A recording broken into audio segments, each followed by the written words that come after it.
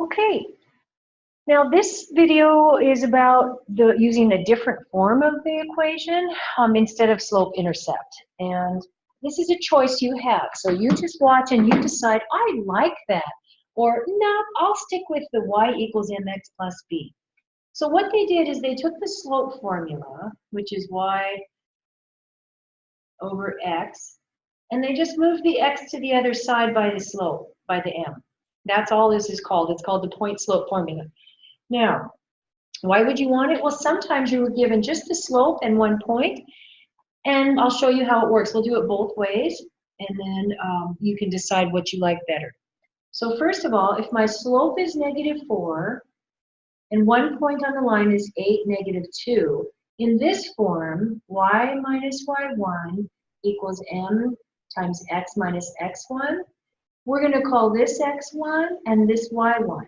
When you just plug it in. So y stays y, y1 is -2, slope is -4, x stays x, and I minus the 8. Now, notice the y stays the same, the x stays the same, okay?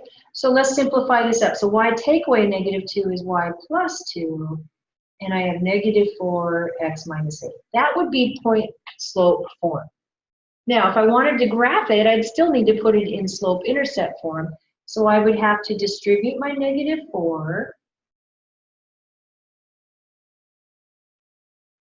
and then move the 2 over to the other side, and I would get y equals -4x plus 30.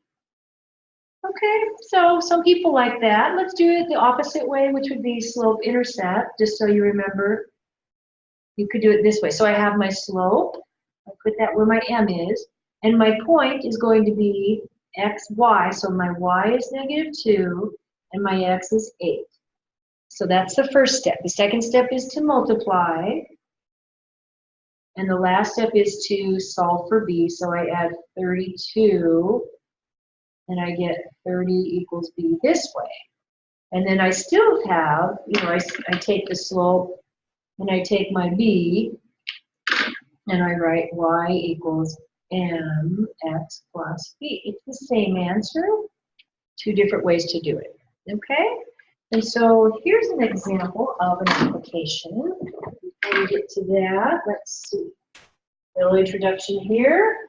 Okay, everybody recognizes this, right? Well, guess what? Wilbur got a cool Batman keychain for his birthday, kind of like what I just showed you. And he decided to start collecting different keychains as a hobby. You can see why, because wow, I mean, that was my keychain. So if he collected 3 new keychains every month, and his family and friends helped him out, how long would it take him to get 133 keychains, which is 1 more than his cousin, okay? So let's see what's going on here. First of all, he's got, how many keychains does he have now? Let's set up our table. I always like to see a table. Okay, so X is gonna be, what's my time frame? Months. And Y is gonna be the number of keychains. So right now, no months have gone by. How many keychains does he have? He just has that one really cool one.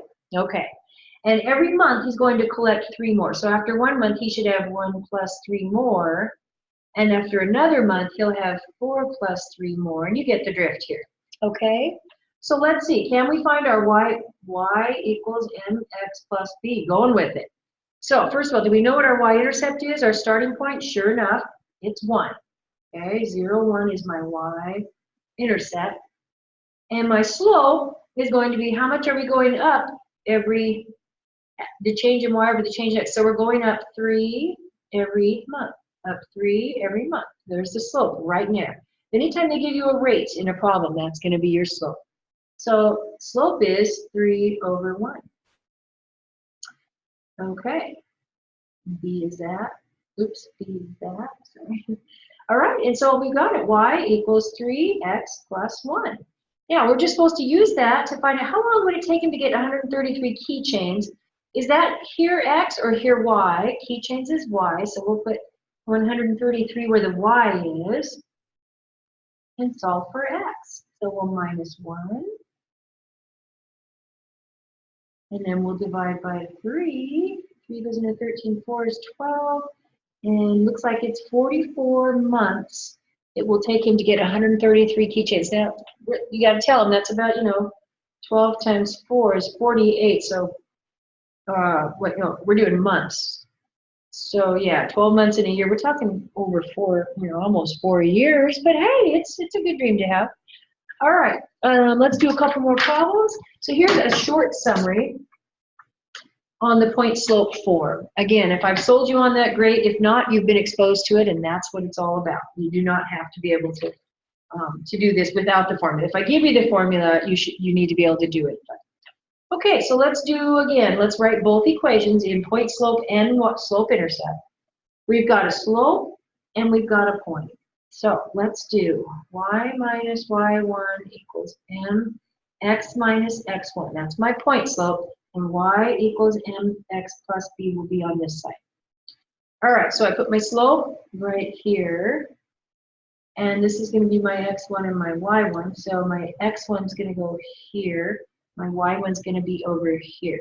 Okay, so I bring the y minus negative equals negative 3 times x minus 2. And let's sweeten that up a little bit. Take away negative is the same as plus. Okay, and then if I wanted to graph that, I'd have to multiply it out, distribute. Negative 3 halves x, and negative times a negative is a positive. 6 divided by 2 is 3. And I would want to get my y by itself, so minus 4. And I would have y equals negative 3 halves x. 3 minus 4 is minus 1. Feels like I'm doing twice as much work to me over here. So let's do it the shortcut way, okay? Put the slope in parentheses, because you're going to times it by your point x. And I'm going to put that over 1 because I'm working with fractions, okay? My y value is negative 4, and my b is the unknown. Multiply, and negative 6 over 2 is negative 3. And solve for b, and I get negative 1, just like that. Much easier in my opinion. And so I take my slope. My slope is negative 3 halves and my b, and I get the same answer as over here. Okay, last chance. You can do it whichever way you like. I'm going to use y equals mx plus b. I'm given 2 points. I'm going to just do a little sketch to make sure. Over 2, down. That's my first point. 1, negative 1. Ooh, look, it's got a negative slope. I just want to make sure I've got a negative slope. Okay? And I really can't tell what my y-intercept is, so, but let's go with it. All right, so the first step, find the slope. Change in y over change in x. So I'm going to take negative 4, take away negative 1, 2, take away 1, negative 4 plus 1, or negative 3. So my slope is negative 3. Looks good. Down 3 over 1. Now 2, I'm going to plug in y equals mx plus b. I know my slope is the m in parentheses because x is going to be right next to it. I think I'll take the smaller numbers. X is 1, y is negative 1. And y is negative. Does it matter which one you take? Nope. All right, so negative 1 equals, multiply these two and then solve for b. 2 equals b. Y equals negative 3x plus 2. Double check to make sure it makes sense. 2 is my y-intercept? Ooh, that looks about right, doesn't it? That looks like it could be 2. Go down 3 over 1, down 3 over 1. I am happy with that answer. And that's the end of this video. And you don't actually have a web work assignment for this, but you will have the worksheet packet I gave to you.